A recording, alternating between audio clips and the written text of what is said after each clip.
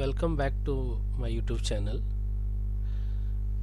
GST से related law and aspects को जो सबसे इम्पोर्टेंट पार्ट होता है वो होता है आईटीसी का, इनपुट टैक्स क्रेडिट। जो भी हमारे इनवर्ट सप्लाईज होते हैं और उस पर हम जो भी टैक्स पे किए होते हैं उन सभी का हमें इनपुट टैक्स क्रेडिट मिलता है। उसके क्या नॉर्म्स हैं, क्या उसके रूल्स हैं, कैसे उसको प्रॉपरली तरीके से आपको करना होता है जीएसटी रिटर्न फाइलिंग में, कैसे उन सभी चीज़ों का ध्यान रखा जाता है, आज के इस वीडियो में हम यही देखने वाले हैं। क्योंकि बहुत बड़ा कन्फ्यूज़न है और इसमें बहुत सावधानी से आपको ये चीज़ करना चाहिए, बिकॉज इससे रिलेटेड जो रूल हैं बहुत ही टफ हैं और बहुत ही स्ट्रिक्टली आपको फॉलो करने होते हैं। अदरवाइज़ आपके ऊपर इंटरेस्ट पेनाल्टी से रिलेटेड जो भी प्रोविज़न होंगे वो आपके ऊपर एप्लीकेबल कर दिए जाएंगे। सो हमने अभी तक जीएसटी में ये समझ तो चुके हैं, जहाँ की ये समझ आता है कि जो भी रजिस्टर्ड पर्सन होता है वही अपने बायर से टैक्स कलेक्ट करता है और गवर्नमेंट को पे करता है। अब होता यह है कि जो भी रजिस्टर्ड सेलर है वो भी कहीं ना कहीं से कुछ रॉ मटेरियल या गुड्स या सर्विसेज को अपना लेगा, इन्वर्ट करेगा, तो वो भी कहीं ना कहीं टैक्स अमाउंट को पे करता है और उसी की वर्किंग को हम समझने वाले हैं। जहाँ पे वो जो टैक्स इनवर्ट सप्लाईज में वो पे करता है उसी को हम इनपुट टैक्स क्रेडिट के तरीके से देखेंगे। तो सबसे पहले तो उससे रिलेटेड हम लॉ को देखने वाले हैं। सो आईटीसी मैकेनिज्म का एक सबसे पहले टेक्निकल एस्पेक्ट्स को देखेंगे कि इनपुट टैक्स क्रेडिट कौन ले सकता है, कब नहीं ले सकता है और किस चीज़ों कंडीशन में वो स्पेसिफिकली डिसअलाउड हो जाता है, वो देखने वाले हैं। तो फर्स्ट ऑफ ऑल तो ये समझें कि any registered person can avail credit. जो भी रजिस्टर्ड पर्सन है वो क्रेडिट को अवेल कर सकता है फॉर द गुड्स और services both which is used or intended to be used in the course of furtherance of business। यहाँ वो साफ साफ क्लियरली आपको बताया गया है लॉ में कि गुड्स और सर्विस दोनों पे दिया गया टैक्स का क्रेडिट आप क्लेम कर सकते हैं जो आपने पे किया हुआ है, इफ वो फर्दरेंस ऑफ बिजनेस में यूज हो या इंटेंडेड या आगे यूज करने वाले हो, ऐसा इंटेंशन आपका हो, वो सभी चीज़ का आप क्लेम कर सकते हैं। और उसके पहले द प्री रिक्वेस्ट क्या होने चाहिए क्रेडिट क्लेम करने के लिए? He is in position of tax invoice, उसके पास टैक्स इनवॉइस होना चाहिए या टैक्स पेइंग का कोई डॉक्यूमेंट अवेलेबल होना चाहिए। He has received the goods और सर्विसेज, एक्चुअली में गुड्स और सर्विस को उन्होंने रिसीव किया होना चाहिए। Tax is actually paid by the supplier, और टैक्स को उन्होंने पे किया होना चाहिए। और he has furnish the return, और रिटर्न फाइल किया होगा, तभी वो क्रेडिट को क्लेम कर सकता है। ये कुछ टेक्निकल एस्पेक्ट्स हैं। जब आप क्रेडिट को क्लेम करने से पहले आपको ये सब चीज़ें पता होनी चाहिए। और अगर इनपुट जो है इनवर्ट जो सप्लाईज आपने लिया है अगर वो लॉट में इंस्टॉलमेंट में रिसीव हुआ है तो जब तक फाइनल इंस्टॉलमेंट आपको रिसीव नहीं हो जाता है तब तक आप क्लेम नहीं ले सकते हैं, लास्ट लॉट जब तक रिसीव नहीं हो जाता है। और अगर पर्सन ने इनवॉइस ले लिया है, गुड्स की डिलीवरी हो गई है, लेकिन उन्होंने टैक्स का जो पेमेंट है अपने सेलर को 180 days within 180 days from the date of issue of invoice अगर पेमेंट नहीं किया है तो क्रेडिट को जो है डिसअलाउ कर दिया जाएगा और आपसे जो है क्रेडिट आपको रिवर्स सरकार गवर्नमेंट को वापस देना होगा। ये सारे कुछ प्री रिक्वेस्ट होते हैं जो आपके पहले आपको पता होना चाहिए। उसके अलावा आपके पास ओरिजिनल इनवॉइस अवेलेबल होना चाहिए अगर आप क्रेडिट क्लेम करना चाहते हैं। प्रूफ ऑफ टैक्स होना चाहिए जब आपने पे किया हुआ है। अगर डेबिट नोट इशू हुआ है तो वह भी आपके पास अवेलेबल होना चाहिए। कस्टम से रिलेटेड मैटर है तो आपको कस्टम का बिल ऑफ एंट्री होना चाहिए। इनवॉइस में कुछ चेंजेस हुए हैं तो रिवाइज इनवॉइस भी आपके पास होना चाहिए। और अगर इनपुट सर्विस डिस्ट्रीब्यूटर है तो उससे रिलेटेड भी डॉक्यूमेंट आपके पास होना चाहिए। Now the most important thing, no ITC beyond September of the following financial year to which invoice pertains or date of filing of annual return whichever is earlier। if suppose करिए कि financial year 21-22 का कोई inward supply का आपके पास invoice है और उसका ITC आपको जो है फॉलोइंग मंथ मतलब सितंबर 30 सितंबर 22 के पहले आपको क्लेम कर लेना है।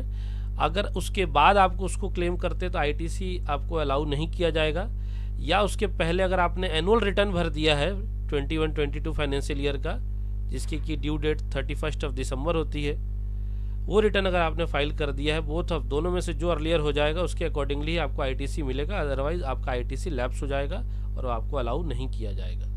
तो सितंबर का जो आपका मंथ है वो बहुत ही इंपॉर्टेंट होता है आपके लिए, उसके पहले आपको आईटीसी सारा क्लेम करना है। बट अब चीज़ें बहुत सी चेंज हो गई हैं, जिसमें कि आपको जीएसटीआर 2B में जब तक आपका इनवॉइस शो नहीं करता आप आईटीसी उसको क्लेम नहीं कर सकते हैं। इसी के साथ कुछ ऐसे पॉइंट्स भी हैं जिस केस में आपको आईटीसी टोटली डिसअलाउड होता है, और इस बात से आपको बिल्कुल आपको नॉलेज होना चाहिए कि कौन से ऐसे गुड्स और सर्विस रिलेटेड मैटर है जिसमें आईटीसी टोटली डिसअलाउड है। So the first is motor vehicle and other convenience accept under the specified circumstances.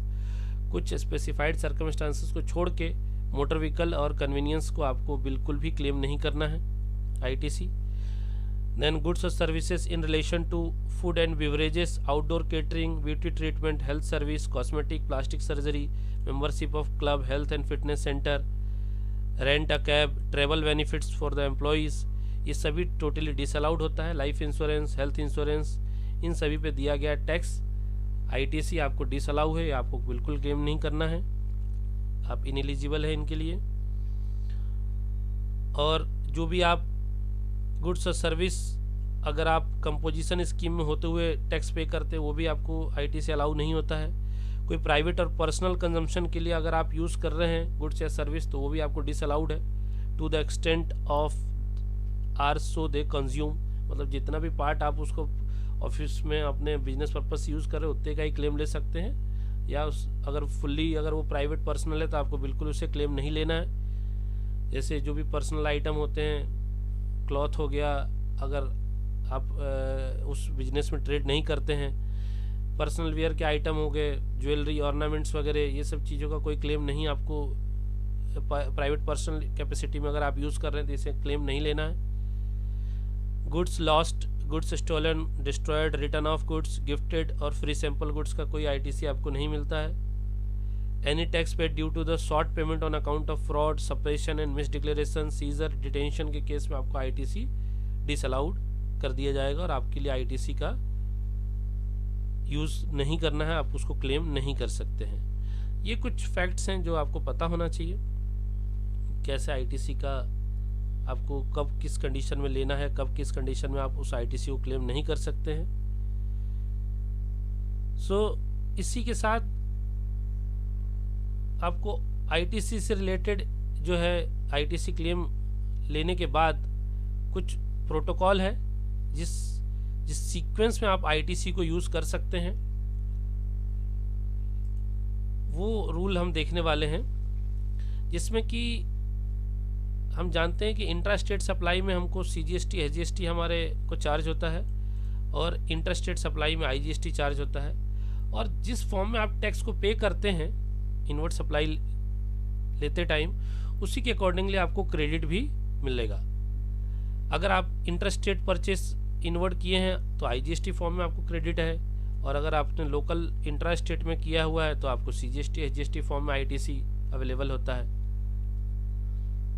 यहाँ पे ध्यान देने वाली बात यह है कि अगर आपका आईटीसी जो है आईजीएसटी के फॉर्म में अवेलेबल है, आपके पास क्लेम कर रहे हैं आप, तो वो फर्स्ट ऑफ ऑल आईजीएसटी के पेमेंट के लिए ही यूटिलाइज होगा, और अगर वो बच जाता है रिमेन, उसमें कुछ आईटीसी अवेलेबल होता है आईजीएसटी के फॉर्म में, और उसके बाद आपको सीजीएसटी, एसजीएसटी की भी लायबिलिटी आपके ऊपर है, तो आप फर्स्ट सीजीएसटी फॉर्म में यूज़ करेंगे उसको, और बचने के बाद अगर आईटीसी उसके बाद भी रह जाता है तो आपको एसजीएसटी फॉर्म में यूज़ कर सकते हैं टैक्स पे करने के लिए।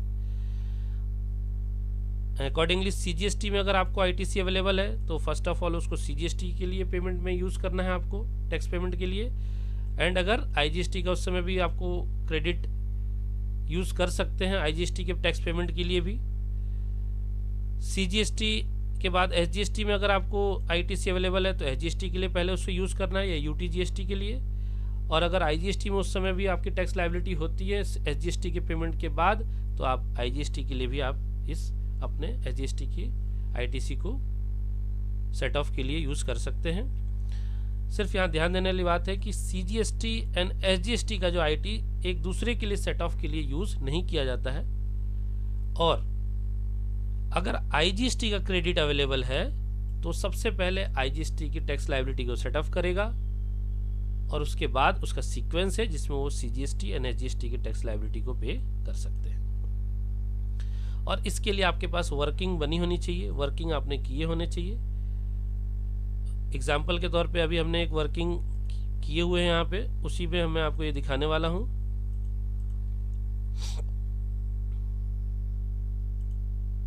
जहाँ पे हम ITC सेट ऑफ रूल को कैसे उसको यूज़ करना है वो हम देखने वाले हैं। फॉर एग्जांपल के लिए हम देख रहे हैं कि हमें आउटवर्ड सप्लाई जो है, हमारी आउटवर्ड लायबिलिटी जो हुई है, जिस पे कि हमको टोटल बिल वैल्यू 5,25,000 जिसकी टैक्सेबल वैल्यू है, और जिस पे हमको CGST SGST हमने चार्ज किया हुआ है। तो टोटलिटी में हमें देखा जाए तो 25,000 का टैक्स हमें देना है, पे करना है। इसी के साथ अगर हमारा इनवर्ड और सप्लाई देखें जो कि ITC जिसे कहते हैं, वो हमें 3,15,000 की टोटल वैल्यू जिसकी टैक्सेबल वैल्यू 3 लाख है, हमें 7,500 CGST एंड 7,500 का SGST में ITC claim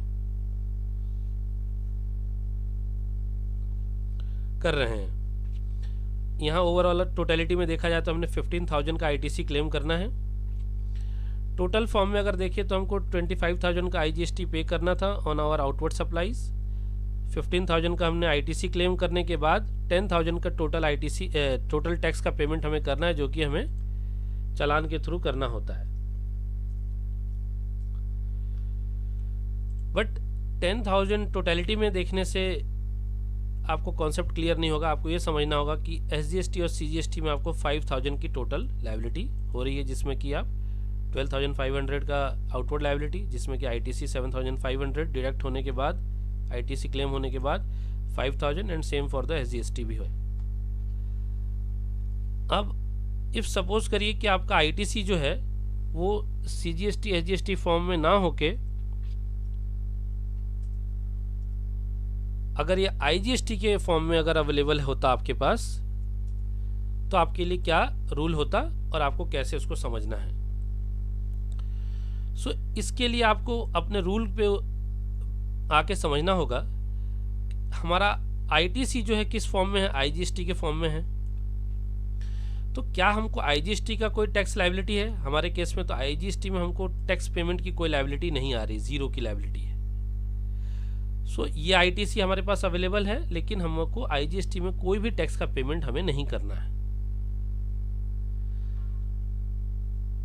in that case rule क्या आपके ऊपर एप्लीकेबल होगा कि वो सबसे पहले CGST के पेमेंट के लिए यूज किया जाएगा ITC। अब यहां आपको देखने वाली बात यह है, CGST में आपको 12,500 की टोटल टैक्स लायबिलिटी है, और 15,000 का IGST का जो टैक्स क्रेडिट है वो आप टोटली यूज कर लेंगे किसके लिए, CGST के लिए। अब CGST में जो टैक्स पेमेंट है वो आपको करने की ज़रूरत यहाँ पे नहीं पड़ेगी। क्यों? क्योंकि आपको ITC IGST के फॉर्म से मिल चुका है। अब 15,000 के टोटल ITC में से 12,500 का CGST को ITC मिल चुका है, सेटअप हो चुका है। तो अब रिमेनिंग जो 2,500 अवेलेबल है ओनली, वो हम किसके लिए यूज़ कर सकते हैं, SGST को पेमेंट के लिए यूज़ कर सकते हैं। यहाँ पे हमको देखने में आ रहा है कि 10,000 का जो टोटल टैक्स का जो पेमेंट है हमें SGST के फॉर्म में चालान बना के पे करना होगा। तो ओवरऑल सिनेरियो पे चेंजेस नहीं आया है आपको, बट ये समझने वाली बात है कि आपका जो टैक्स का चालान पेमेंट होगा वो SGST के फॉर्म में होना चाहिए। यही ITC का एक रूल है जिसको कि आपको सेट ऑफ रूल जिसे कहते हैं उसे आपको समझना चाहिए। इस बात को भी ध्यान रखिए कि सभी इनवर्ट सप्लाईज का आपको आईटीसी क्लेम नहीं करना है जब तक वो वेरीफाई ना हो जाए कि वो फर्दरेंस ऑफ बिजनेस में ही या intended to use in business है, तो ही आप आईटीसी को क्लेम करिए। तो आज के टॉपिक में हम ये ज़रूर देखेंगे कि आईटीसी हमको कहाँ पे शो होता है, टू बी को हम कैसे चेक करते हैं, जो आईटीसी हमसे रिलेटेड नहीं उसे हमको कैसे क्लेम नहीं लेना है, इन सभी एस्पेक्ट्स को देखेंगे। गलत क्लेम होने पे क्या होता है, ये सारी चीज़ को देखने वाले हैं। उसके लिए जीएसटी की साइट पे पहले आप लॉगिन करेंगे।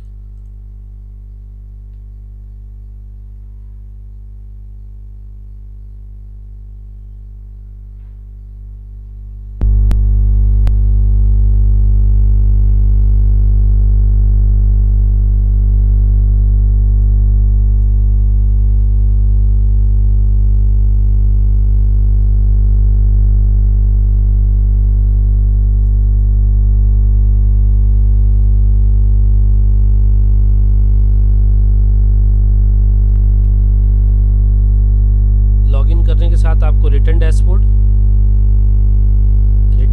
में जाने के बाद जिस भी रिलेटेड मंथ का या क्वार्टर का आपको आईटीसी चेक करना है या क्लेम देखना है या रिटर्न आप फाइल कर रहे हैं, वो मंथ आपको सिलेक्ट कर लेना है। हम एग्जांपल के लिए फाइनेंशियल ईयर 21-22 को सिलेक्ट किए हुए हैं। यहाँ पे देखिए आईटीसी से रिलेटेड दो कन्फ्यूज़न जो है वो उसको पहले समझ लें।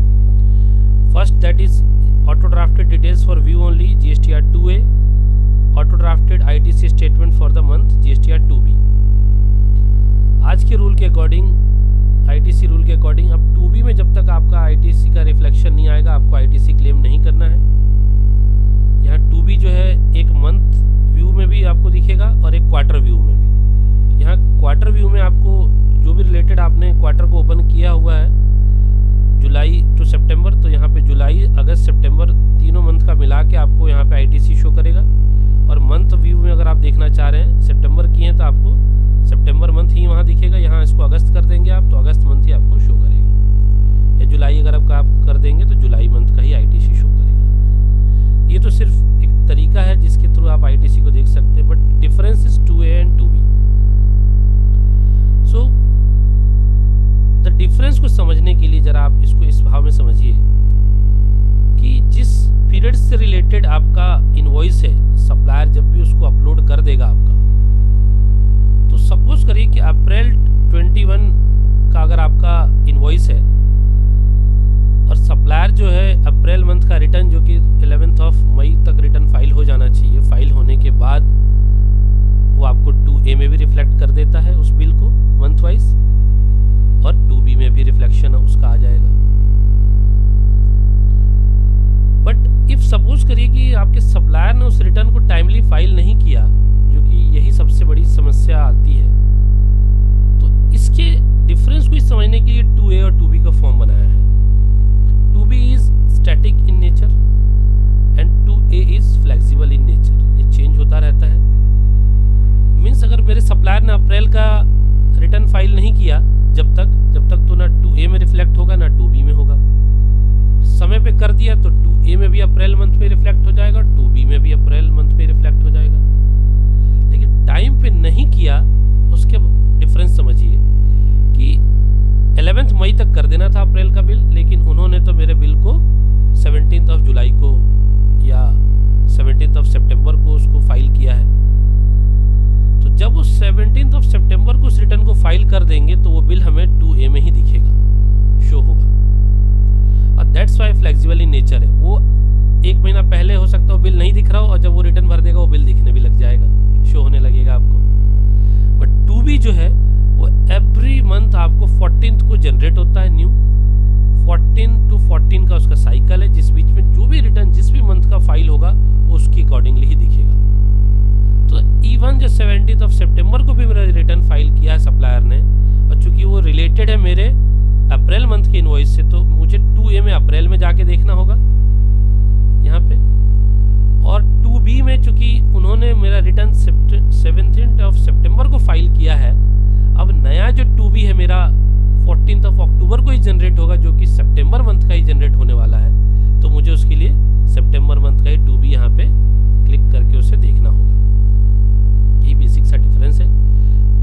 आपके लिए अभी रेलिवेंस है समझने के लिए।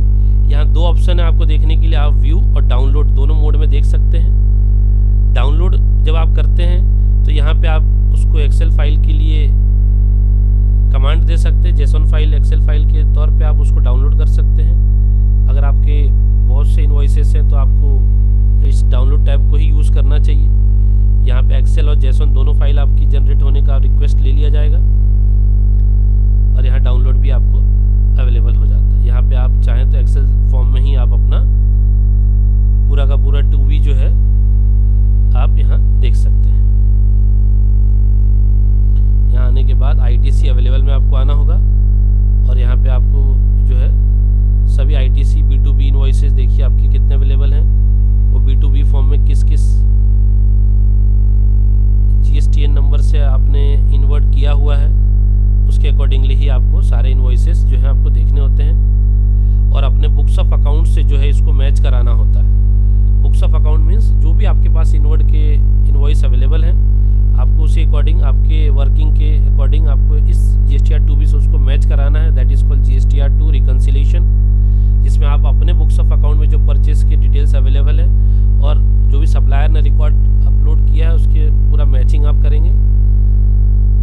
जो सप्लायर ने नहीं किया है आप उनको कांटेक्ट करेंगे आपका रिटर्न फाइल करने को लेके। यही आपको GSTR2 के रिकन्सिलेशन में करना होता है। यहाँ पे ये हमने डाउनलोड फेस देखा जिसमें कि हम सीधे डाउनलोड कर सकते हैं JSON file excel file. JSON file को आप अपने सॉफ्टवेयर में जो भी आप अकाउंटिंग सॉफ्टवेयर यूज़ कर रहे हैं वहाँ पे अपलोड करने का भी काम आप इसके थ्रू कर सकते हैं। अभी हम व्यू मोड में भी देखेंगे इसे, जो कि आपको यहाँ पे व्यू मोड पे क्लिक करना होगा।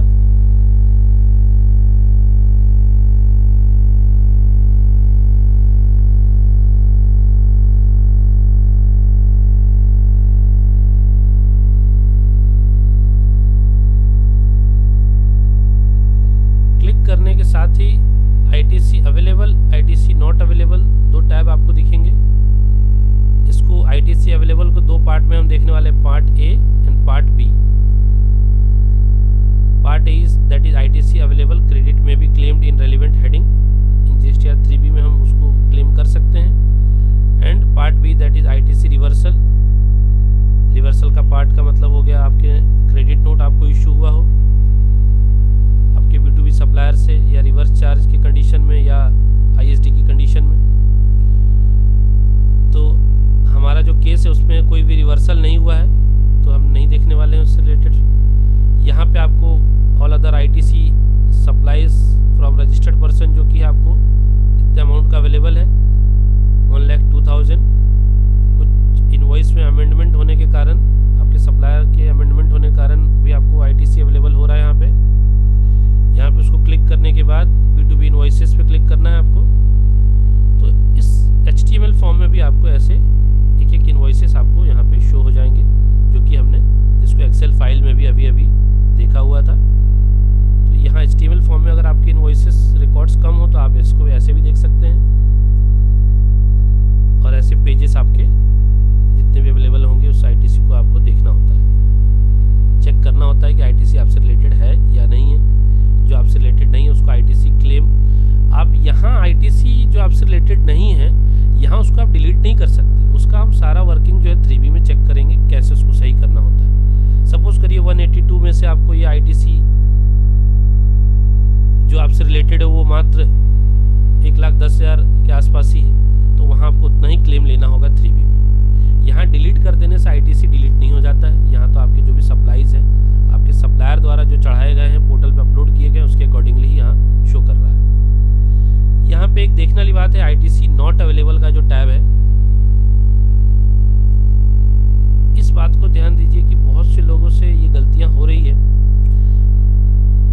ITC available means that is you can take the credit of the same. ITC not available का मतलब आपने टैक्स तो पे किया अपने सप्लायर को, बट वो ITC आपको अवेलेबल नहीं है।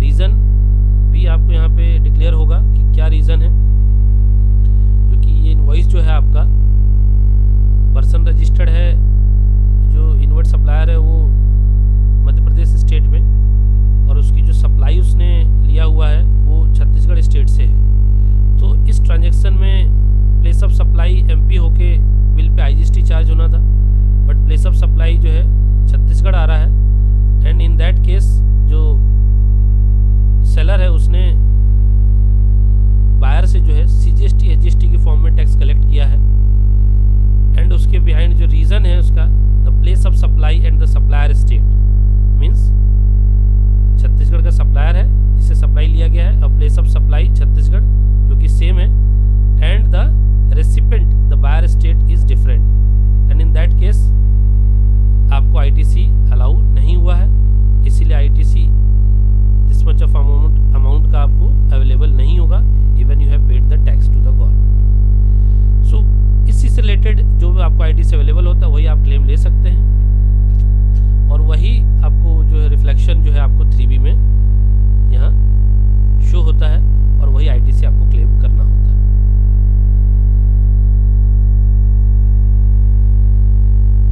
सो अभी देखने वाले हैं कि 3B में उस आईटीसी को हम जो भी हमारा अमाउंट अवेलेबल होता है उसको हम अगर हमसे रिलेटेड नहीं है तो हमें उसको क्या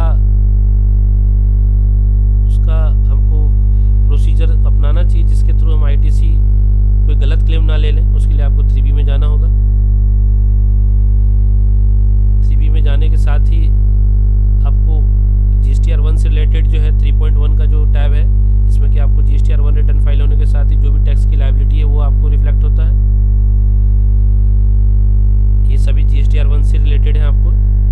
इसी के साथ आईटीसी जो कि आपके 2B से रिलेटेड होता है, जो 2B में जो भी क्रेडिट अवेलेबल होगा आपको यहाँ पे रिफ्लेक्ट करेगा ऑल अदर आईटीसी मोड में। यहाँ जैसे कि फॉर एग्जांपल के तौर पे हम देख रहे हैं कि हमारा 30,000 का आईटीसी और 15,000 का आईटीसी अवेलेबल है IGST, CGST and HGST form में।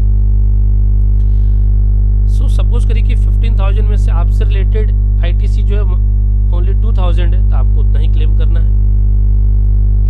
30,000 में से आपसे रिलेटेड आईटीसी जो है 20,000 है तो आपको सिर्फ 20,000 ही क्लेम करना है। प्रीवियस मंथ में आपने कोई आईटीसी आपसे गलत क्लेम हो गया है, उस आईटीसी को आपको रिवर्स करना होगा, वो जो भी उसके लिए डेबिट नोट का प्रोसीजर है उसके थ्रू,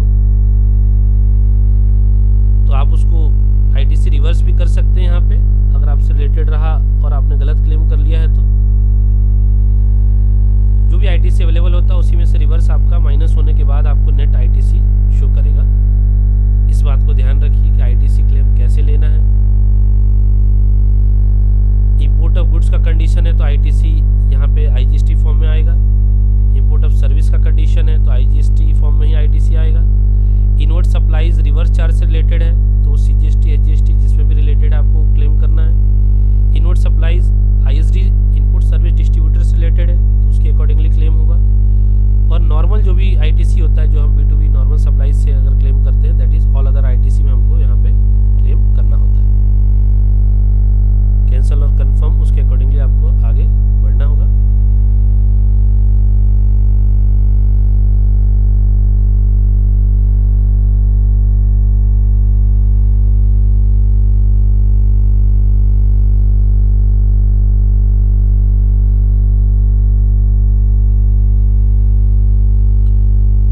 सो आईटीसी क्लेम कैसे किया जाता है, कैसे उस वैल्यूज को चेंज करना होता है, इस बात को और ध्यान रखें कि जो भी 2B में आईटीसी अवेलेबल है आपको उससे ज़्यादा आईटीसी क्लेम बिल्कुल नहीं करना है।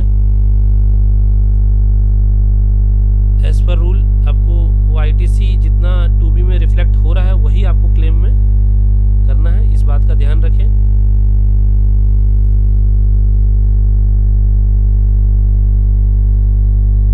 आईटीसी से रिलेटेड टैक्स की लायबिलिटी का पेमेंट हमने देखा कि हमको कैसे टैक्स का लायबिलिटी हमें पे करना होता है, किस फॉर्म में हमको पे करना होता है वो देखा हमने, कैसे आईटीसी सेट ऑफ होता है।